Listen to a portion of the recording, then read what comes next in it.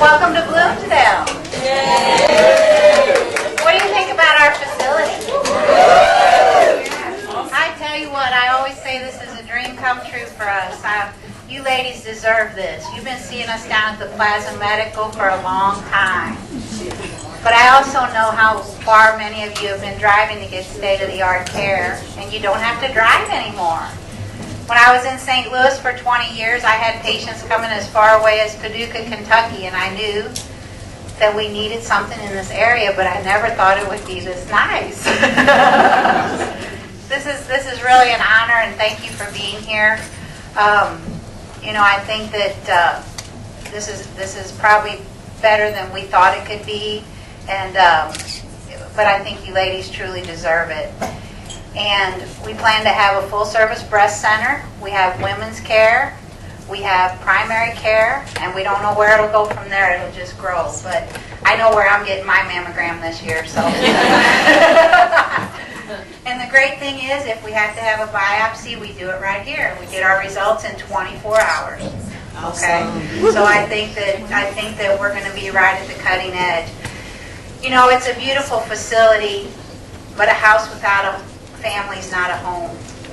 And the thing that really makes the facility is the people. And the physicians and the providers and the staff that we have here are just really top-notch. You want to talk about personalized medicine, I think it may have originated in St. Genevieve County. Just to introduce some of our providers, Mary Crucelius, Women's Wellness, Risk Assessment. She can do your annuals. If you're high risk for breast cancer, she can go over that with you. I think most of you that know Mary know she's just really peerless, and I can't say enough about her. Kelly Dunsey, nurse midwife. Thanks for being here. So she's going to be on the OB side of things. I see some of our other providers, Dr. O'Donnell and Jody Uding. We're trying to get everybody out here, but at first it's going to we're going to try to talk them into coming out here with us, but hopefully we'll get them all out here. Is Dr. Lamb here? Okay, Dr. Lamb's our obstetrician gynecologist, and we really think highly of him, and we miss him, and he's in our thoughts. Well, I think that we need to thank our art community here in St. Gen. This is a wonderful community. One of the downsides to living in a small community, in my opinion, is sometimes you don't have the culture. We have that here in St. Genevieve County. We have the wineries. We have the art guild. We have the bed and breakfast. We have everything that we need for culture. And I really want to send a thank you out to the artists who provided us with the beautiful works of art for our silent auction. I know you ladies are all artists. I know that your lives are a work of art. I see it in your eyes when I talk to you in the office. I hear it in your voice. And I think we all live our lives that way, and it's something that we strive for. I know that there's a local artist here in town that Sam Conlon, she's not here in person, but she provides us with the jewelry for the survivors with the rose quartz bracelets, and we know that rose quartz is a healing stone. I think everything's connected. There's a lot of people that I want to thank, and I could thank Tom Kime, our CEO, for his vision for this facility. I can thank Joe Charlo for asking me to come here and partner with him in surgery. I can't thank people enough. But when I talk about an artist, the lady that we have with us tonight, Miss Katzman, who's going to come up here and speak, she's also a jewelry artist, and I think that it's amazing that she also has rose quartz healing stones, and we talked about that tonight. Who would ever figure that? We do that right here locally, and she's doing this on an international level. Miss Katzman she's had commercial success with her international jewelry company. She's had personal success in many ways. She has a personal connection to the disease that we're here tonight to honor. But I'm going to let her talk to you about that. She's a warrior. She's a friend. She's a mother. and a wife. But we thank her for being an artist and being with us tonight. Please help me welcome Ms. Katzman.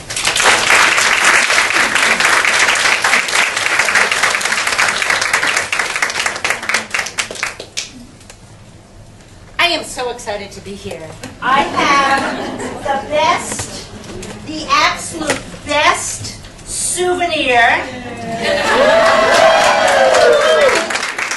I was very tempted to keep that pink boa on as I walked up here because it really felt good. It was not itchy. I don't think you need the mic. Can you hear me okay? Yeah. All right, I'm not much of a mic person. But if you can hear me, I have 3 daughters. I'm used to talking loud as we all try to talk over them. So you let me know if I need to take it up a notch or I'll grab that mic. I am so humbled to be here. This is a special time for me. Not only am I here with my friends at this fabulous facility. I mean, I'm just blown away. I mean, those tables, those exam tables, I've never seen tables like those. Fantastic. 5 years ago, I had my last radiation treatment, and I recently ended a course of tamoxifen to help keep the cancer away. Thank you, Alan Litz, who is my oncologist. And I know that many of you know him, and his wife, Chris Liss, is here tonight. She is manning the Gateway to Hope table downstairs. The past 5 years has really been a journey for me. And in that time, I've needed to balance family, career, and community. And that's what I'm going to be talking to you about tonight. What's worked for me, the mistakes I've made, and ideas for keeping balance in your life. We work hard. We have families, friends, work, and so many commitments. It's tough to fit it all in. It looks easy for some people to get it all done. Maybe they're just good at making it look effortless, or perhaps they have less to do. But we all have the same number of hours in our days. We're strong women with a lot to live and a lot to give. And how we spend those days requires grace, integrity, a sense of humor, and balance. We okay without the mic? Still? Okay. So my business was born from the desire to have balance. In 1999, I was consulting and teaching marketing at Washington University. I had a PR background, having worked on Madison Avenue, promoting Procter & Gamble and Citibank, and then on Capitol Hill, where I had my own lobbying firm representing cities and associations. I moved to St. Louis in '86 to join my husband, David, who came back home to St. Louis to start medical school. I had 3 daughters in 3.5 years, and the summer before Julia, my youngest, was ready to enter kindergarten, we worked on math skills. I taught my girls sorting, addition, and multiplication, all with beads from my grandmother's old necklaces and jewelry I had acquired over the years. After the lessons, we'd play with beads and create some rather free-form designs. Needless to say, midway through the summer, we were selling our creations to friends and strangers. Neiman Marcus invited me to do a trunk show. And let me tell you, we sold a lot of jewelry. Anyway, Neiman's picked up the line for all their stores, then Saks, Bloomingdale's, and Anthropologie followed suit. And we were thrust into production mode. We were spread out all over the house. While my daughters learned math, my babysitters learned they could make great money if they spun beads after I And I learned that my kitchen was a great place to make dough. I wasn't much of a chef, and this was the first baking experience I had, but it was the green dough, not the white dough. September rolled around, and all my workers were off to school. So I enlisted the kindergarten aide, the religious teacher, and the brownie leader to move with me out of the house and into the second floor above an old bakery. The move out of the kitchen was a necessity. My husband, David, had a foot infection. Following a trip to the hospital where he had sterling silver wire extracted from his heel, we literally got the boot. I knew if I was going to have balance, I would physically have to separate my business from my home. So Diane Katzman Design grew that first year with showrooms in New York, Chicago, Atlanta, LA, and Dallas. And I found myself living a seemingly glamorous life of public appearances, runway shows, and TV interviews. But the kitchen, kids, and husband I longed for were thousands of miles away. It became evident to me that the liabilities on my personal balance sheet were greater than the assets of a profitable business. But as they say, what goes up must come down, and retail began to change. 9/11 hit, and buyers stopped traveling to market. Chinese imports put a big dent in designer jewelry sales. And many of the boutiques I was doing business with closed, only to be replaced by websites. Meanwhile, on the home front, my 9-year-old daughter Julia was diagnosed with Crohn's disease. My middle daughter Rebecca developed a hearing loss and began wearing hearing aids. And my oldest daughter Caroline had acute asthma, but she read my speech yesterday and asked me to cross that out and say, my oldest daughter Caroline wanted to date. She prides herself in being the perfect firstborn child, and she's really quite a controlled person. David was starting a new medical practice, and frankly, I wanted to be home. Those of you who have busy home lives, husbands that you love, husbands that you hate, busy lives on the home front. You get this pull, don't we?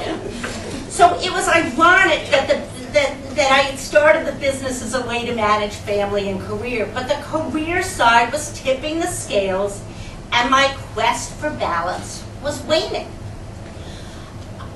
Actually, no, my quest for balance was yearning, not waning. So I had started working with corporations like Colgate, Palmolive, and Time Warner, and they had commissioned me to do jewelry and business gifts for employees and trade shows and special events like the Super Bowl and the Emmys. And I found that it was much easier to produce 200 of one more exclusive piece than 20 items that were all different for retail customers. So I began focusing my energies on building a promotional business to supplement my retail sales. I also started selling my jewelry to credit card companies. I reasoned that with a recession, jewelry could be purchased guilt-free with credit card points, and this was a market that I wanted to pursue. I turned my business inside out. I started a profit-sharing plan for my employees and looked to them to help rebuild Diane Katzman Design. The upside of this was I could travel less, have more time with my family, and more time volunteering in the community. Because I was working in larger volume, I was able to put my design skills and buying power to work for charities that were dear to me. So when we walk forward, we are not in balance. The only time we're in balance is when we are standing still. But we're in perpetual motion. I mean, that's the irony of things. We are in perpetual motion, so sometimes balance becomes elusive. I use a simple alphabet principle that helps me feel more stable while moving ahead.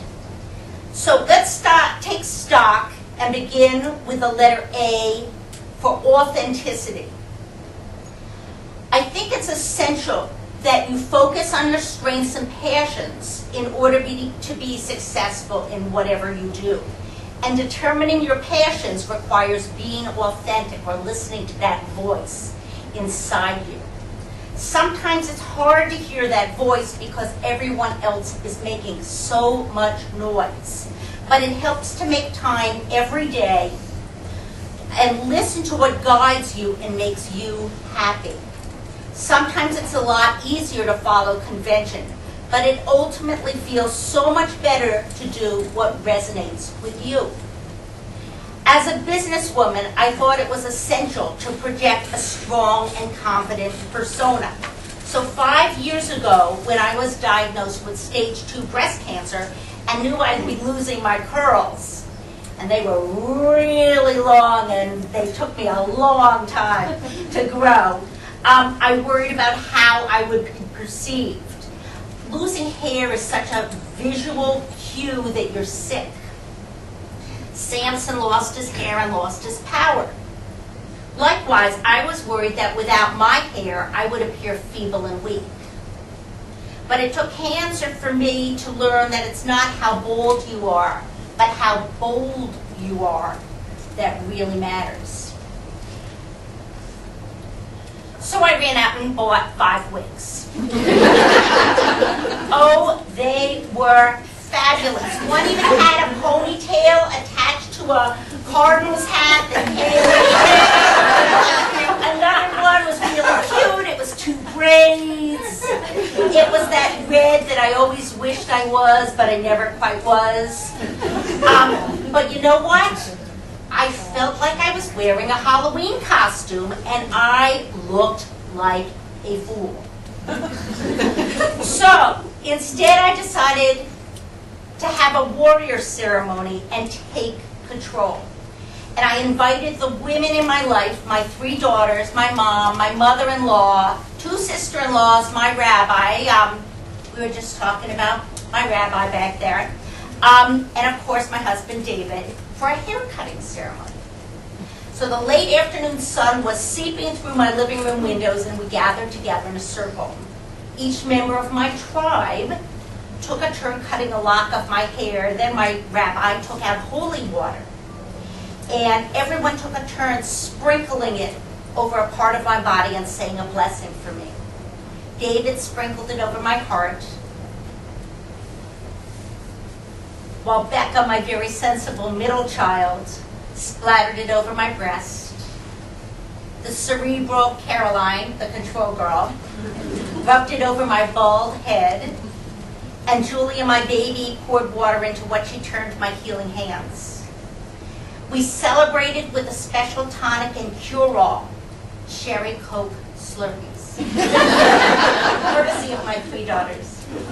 And I've never felt so filled with love in my life as the afternoon that we took my hair. Being bald was surprisingly liberating. I could get up and out so fast without worrying about my hair, shaving and fussing with my hair. And during the year with no hair, I made so many friends. Strangers would stop and tell me their personal stories of strength and perseverance. I felt like a magnet, attracting powerful energy, good wishes, insight, and prayer. I felt the opposite of a sickly, weak woman, feeling that people were drawn to me as a source of good energy and strength. Now I'd like to talk about the B in my alphabet soup, and that's boundaries. I learned about boundaries when I first started doing business with Bloomingdale's, another D. I had worked for a year to get Bloomingdale's as a client, but shortly after starting business with them, I learned how difficult and unprofitable it could be. There were rules for everything. I would work tirelessly with the jewelry buyer on custom colors, ship them jewelry. And the jewelry would be returned months later, unopened, after sitting in a warehouse because they had decided to change the colors on the Bloomingdale's floors. This scenario would happen time and time again. And when I finally said goodbye to Bloomingdale's, much to the shock of my buyer, I suddenly had time to focus on more profitable customers. Truly, you can't please everybody. but it's important to take stock in what feels right to you by communicating your boundaries. People appreciate it when they know where you stand. I try to keep all my meetings, for example, during the day so I can devote the evenings to my family. The fact that I'm here at dinner time says a lot about my commitment to you and the importance I place on breast cancer awareness and women's health, because I say no to just about anything that happens in the evening. It's actually very nice. I got to drive down with my friend Deb Victor from Missouri Baptist. And it's been great meeting everybody, and we spent a couple hours in the historic part of town and saw the Artists Guild show, and it's wonderful coming down to St. Jen, wonderful, and I'm just thrilled. So thank you. So my father says you don't ever have to worry about explaining. And people who understand won't care, and people who find fault don't need an explanation. All you need to say is, that doesn't work for me. Another approach to help with boundaries is to try giving people choices. Such as, I can't be on your charities board because I travel a lot, but I'd love to support your organization with an event, say, my studio. Busy people get asked to do things a lot, and it's okay to say no. The thinner you are spread, the more of a disservice you are doing to yourself and the people around you. 8 months ago, I was in Gaza working with terror victims and consulting with local agencies to get the help that the residents need. Little did I know that a week after I left, the people I visited with would be barraged by over 100 missiles. The residents of Sderot and Beersheba have established boundaries. They refuse to leave their cities. And that certainly puts my boundaries in perspective. Our yes and no decisions are usually not life or death situations. We have options to readjust and change our boundaries. And the trip to Gaza helped me count my blessings and appreciate how lucky we are in the USA. My goal is to support what really matters to me, stop sweating the small stuff, and try to keep my life less complicated. So do you have food in your refrigerator, a roof over your head, and a place to sleep? If so, you are richer than 75% of the world. Can you attend a church or a political rally? You have freedom denied to more than 3 billion people in the world. These are gifts we cannot take for granted, and I believe it's our responsibility to leave the world a better place than when we arrived. But if we are to take on responsibilities in our world and in our community, we need boundaries and a support system that takes care of us too. Which brings me to the C of the ABCDEs, and that is care. Take care of yourself, or you won't be able to take care of others.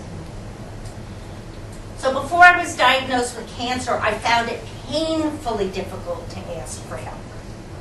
I was taught to help those less fortunate, as many of us women are taught to do, to volunteer, to write checks, and then I got a call from my Temple Mitzvah Corps. They were a group of wonderful volunteers who bring chicken soup and meals to those in need.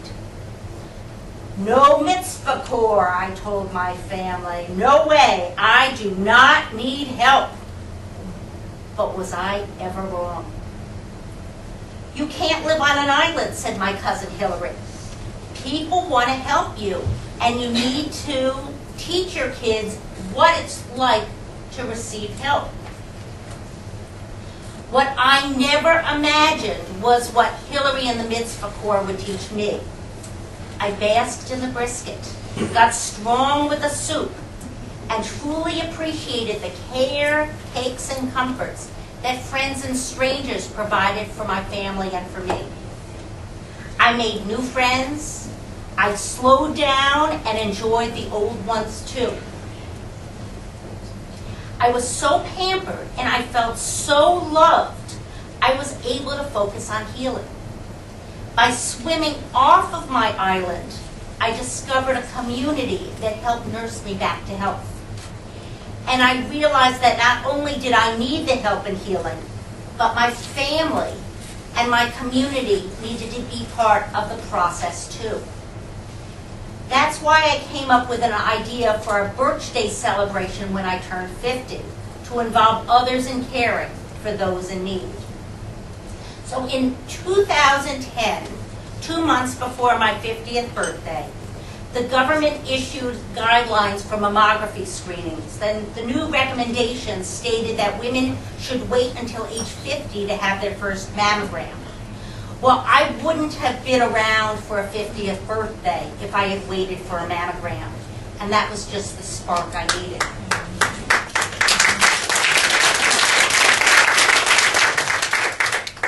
I invited my favorite singer, Diane to perform at St. Louis's Two Hill Performing Arts Center for a benefit concert and sent out 200 invitations. But here's the catch. Instead of gifts, anyone attending my birthday party would need to pay the cost of a mammogram, biopsy, or ultrasound for an uninsured woman in Missouri.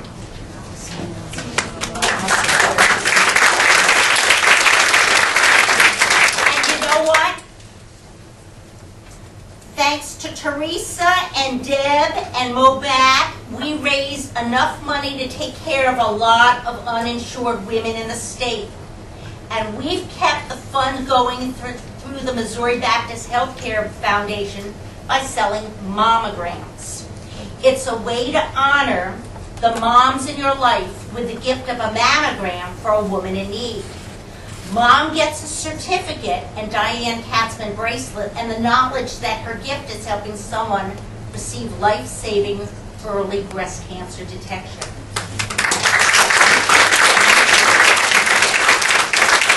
And if your local jewelry designer would like a blueprint, let's roll it out in St. Jen.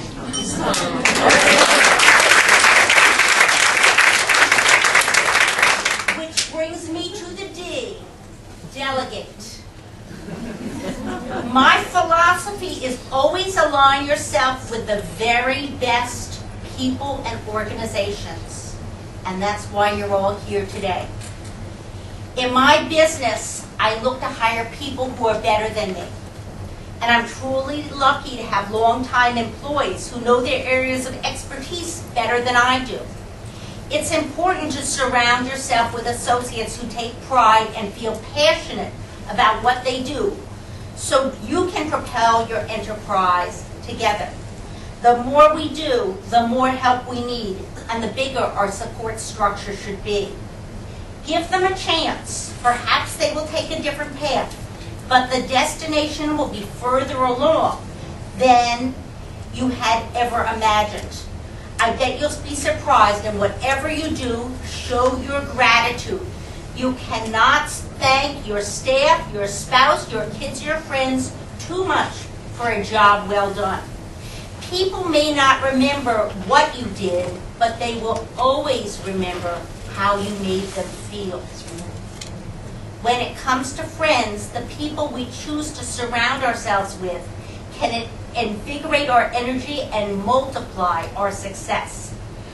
I truly believe that if we keep the naysayers out of our lives, focus on who and what makes us happy, we can live a balanced life.